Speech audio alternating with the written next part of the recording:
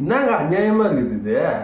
கேரளாவில் வந்து ஒரு பஸ்ஸில் வந்து போகும்போது ஒருத்தர் தீபக்ன்றவர் வந்து அவருக்கு தெரியாமலே வந்து ஒரு பொண்ணு வந்து வீடியோ மூலிமா எடுத்து, அதாவது வந்து அவர் வந்து இடிக்கிறாரு, என் மேலே கை போடுறாரு அப்படின்னு சொல்லிட்டு வீடியோ மூலிமா எடுத்து அதை வந்து இன்ஸ்டாகிராம்லலாம் ஆன்லைனில் சோஷியல் மீடியாவில் ஃபுல்லாக பரவ விட்டு அவரை வந்து தற்கொலை பண்ணுற அளவுக்கு வந்து பண்ணி வச்சுக்குது. அது இதுதான் அநியாயமாக இருக்குது. அதுவும் வந்து அந்த ஆள் உண்மையிலேயே வந்து அந்த மாதிரிலாம் எதுவுமே பண்ணலங்க, ஓகேங்களா? அந்த மாதிரிலாம் அவர் பண்ணுற ஆளும் கிடையாது பழகுது.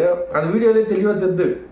இந்த பொண்ணு தான் வந்து அது மேலே அதுக்கு இன்ஸ்டாகிராமில் எப்படி லைக் ஆகுது, எப்படி ஃபேமஸ் ஆகுது அப்படின்னு தெரியாமல் ஏதோ ஒரு வைகு பிடிக்கணுமே சொல்லிட்டு இந்த ஒரு கேவலமான ரூட்டை வந்து செலக்ட் பண்ணியிருக்கு. அதாவது பாய்ஸு ஜென்ஸை வந்து அப்யூஸ் பண்ணி அவங்கள வந்து நம்ம மேலே தப்பாக நடந்துக்கினாங்க அந்த மாதிரி ஒரு இதுவை கிரியேட் பண்ணி அது மூலிமா வந்து நான் வந்து அதெல்லாம் வந்து வெளிச்சம் போட்டு ஆன்லைனில் பரப்பி விடுவேன் அப்படின்னு முடிவு எடுத்துக்குது இந்த பொண்ணு.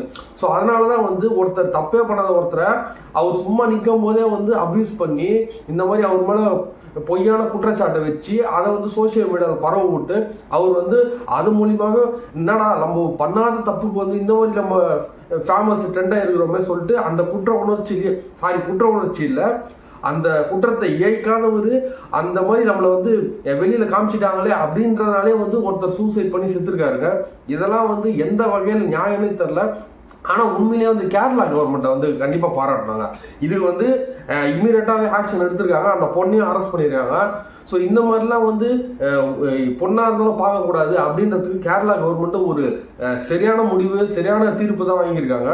இப்போ வந்து என்னன்னா அந்த பொண்ணுக்கு என்ன தண்டனை கொடுக்க போகிறாங்க அப்படின்றது தான் மிகப்பெரிய எதிர்பார்ப்பாக இருக்குது. நான் என்ன சொல்கிறேன், இவங்கெல்லாம் வந்து கம்ப்ளீட்டாக வந்து அப்படியே பிளாக் பண்ணிடுவாங்க.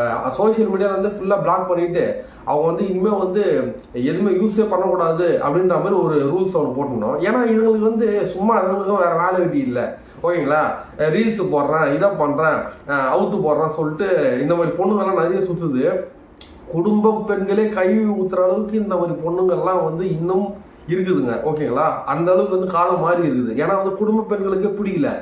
நாங்களாம் இவ்வளோ டீசெண்டாக இருக்கிறோமே, அப்போது உங்களால் வந்து எங்களுக்கும் கெட்ட பேர் வருது, அப்போ வந்து நாங்களாம் என்ன இழிச்சவாயா அப்படின்ற மாதிரி குடும்ப பெண்களே கேட்குறாங்க.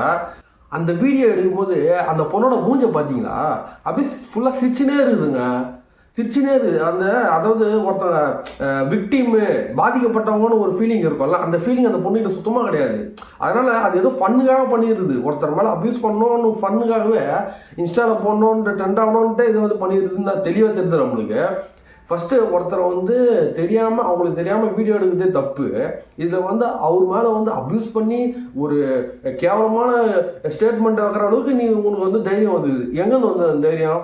அதுதான் மிகப்பெரிய குற்றமாக அமைஞ்சிருக்கு. அதுக்காகவே வந்து அந்த பொண்ணுக்கு கடுமையான தண்டனை கொடுக்கணும். 10 ஆண்டுகள் சிறை, அப்புறம் இந்த அவரோட உயிர் போனதுக்காக மான நஷ்டம் இது சொல்லிட்டு எல்லாத்தையுமே கேளுங்க, விடக்கூடாது அந்த பொண்ணை.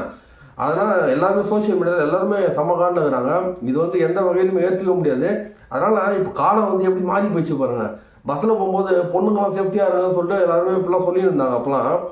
இப்போ வந்து பசங்க தான் சேஃப்டியாக இருக்கணும்னு சொல்லிட்டு இப்போ கேரளாவில் எப்படி என்ன பண்ணுறாங்க அப்படின்னா, பஸ்ஸில் ஏற ஆம்பளைங்கெல்லாம் ஃபுல்லாக வந்து அந்த அட்டை பாக்ஸு அதெல்லாம் எடுத்துக்கிறாங்க. ஏன்னா வந்து நாங்கள் யார் மேலேயும் படாமல் வந்து தள்ளி தான் போவோம், அவ்வளோ மானஸ்தனுங்க நாங்கள் அப்படின்னு சொல்லிட்டு ஆம்பளைங்கெல்லாம் நிரூபிக்கிறாங்க. ஸோ கேரளாவில் நிலமை அந்த மாதிரி மாறிடுது. இதுவே வந்து நம்ம ஊருக்கு தமிழ்நாட்டுக்கு வரத்துக்கும் ரொம்ப நேரம்லாம் ஆகாது.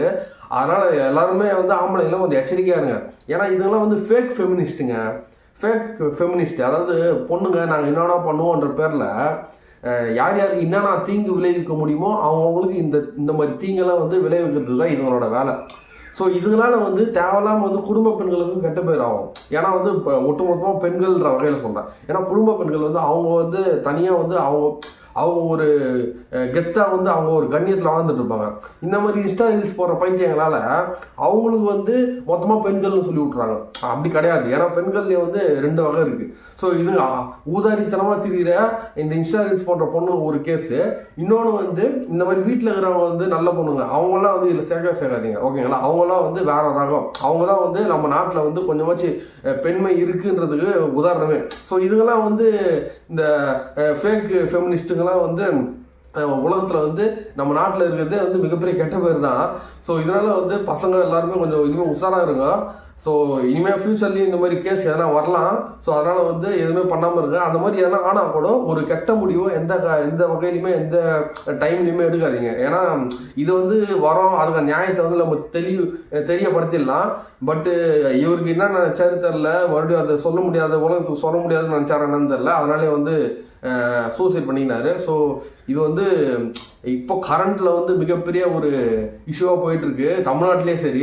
ஸோ எல்லாருமே வந்து பேசப்படுற ஒரு பொருளாக இருக்குது. ஸோ இந்த மாதிரி முடிவு வந்து எப்போவுமே வந்து தவிர்த்துடுங்க. எந்த வகையிலையும் வந்து சூசைடு வந்து தீர்வே ஆகாதுங்க, தற்கொலை தீர்வு ஆகாது, புரியுதுங்களா? அதனால் வந்து இந்த மாதிரி ஃபேக் ஃபெமினிஸ்டெல்லாம் நம்ம வந்து உயிரோடு இருந்து ஹேண்டில் பண்ணி நம்ம மேலே இருக்கிற உண்மையை வந்து உலகத்துக்கு தெரியப்படுத்தணும். அதே மாதிரி அவங்களுக்கு உண்டான தக்க தண்டனையும் வந்து நம்ம வந்து இது பண்ணணும், கொடுக்கணும். ஏன்னா அப்போ தான் வந்து அதுங்களுக்கு புரியும், இந்த மாதிரிலாம் நம்ம அடுத்த மாதிரி பண்ணக்கூடாது அப்படின்னு சொல்லிட்டு. நீங்கள் வந்து இந்த மாதிரி தற்கொலை பண்ணிக்கிட்டீங்கன்னா இந்த மாதிரி நிறைய பேர் வந்து மறுபடியும் இதை வந்து ஒரு ஆயுதமாக கையில் எடுத்துருக்க நிறைய வாய்ப்பு இருக்குன்னு நான் சொல்லிக்கிறேன்.